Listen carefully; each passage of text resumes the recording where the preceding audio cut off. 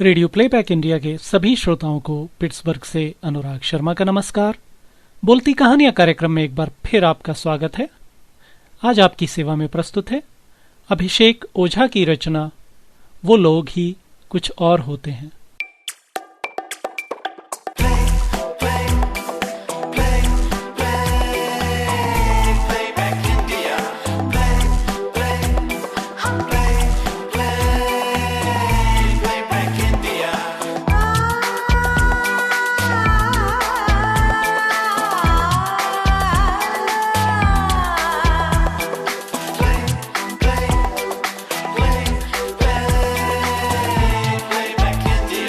Radio playback India. उस चिलचिलाती दोपहरी में हम दोनों अपनी भौतिकी के व्याख्यान कक्ष से बाहर निकले थे। प्रोफेसर कुमार का वो चेहरा जिस पर शायद ही किसी ने मुस्कान देखी हो, वो यांत्रिकी के तनावपूर्ण 50 मिनट अभी पूरी तरह मानस पटल पर हावी थे। अगला व्याख्यान चालू होने में अभी 1 घंटा बाकी था। हमेशा की तरह हम महाविद्यालय परिसर के बाहर मंदिर तक टहलने निकल गए। रास्ते के दोनों तरफ लगे घने वृक्ष मानो उस प्रचंड गर्मी में सूर्य से लड़ते लड़ते थक गए हों। ऐसा प्रतीत हो रहा था जैसे उनकी झुलसी पत्तियां घुटने टेके किसी देवदूत से शीतल मंद बयार की प्रार्थना कर रही थीं। उन प्रार्थना लिप्त वृक्षों की छत्र छाया में चलते हुए हम मंदिर तक पहुंच गए। उस शीतल मंदिर के प्रांगण में बैठकर घंटों चर्चा करना हमारी दिनचर्या का हिस्सा बन चुका था। ये चर्चाएं विज्ञान और गणित के अलावा राजनीति, दर्शन, कथित मानव मूल्यों के ह्रास आदि विषयों पर केंद्रित हुआ करती थीं। हम ये भरपूर कोशिश करते थे कि ये चर्चाएं कोई और न सुने।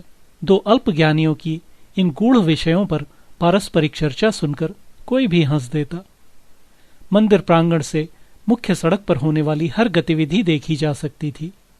उस दोपहरी की लू में लोगों को काम करते देख थोड़ी शर्मिंदगी तो जरूर हुई, और शायद यही कारण था कि मैंने उस आदमी पर ध्यान दिया।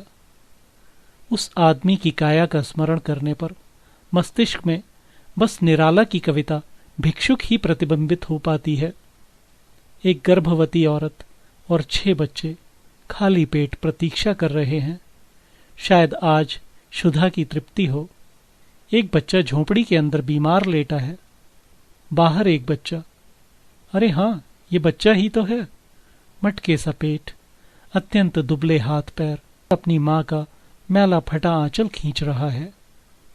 2 बच्चे भूख को भूलकर खेलने में व्यस्त हैं।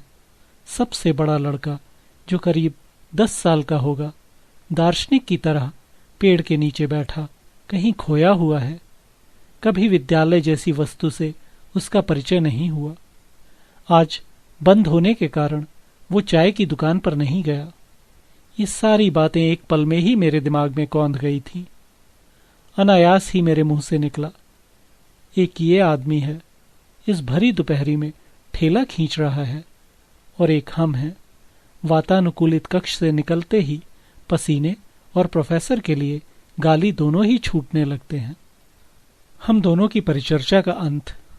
उसने कहा, तुम्हें इस आदमी पर दया आ रही है। मैं तुम्हारी सोच का आदर करता हूं, लेकिन वो लोग कुछ और ही होते हैं जो जाकर ठेले को धक्का लगा देते हैं।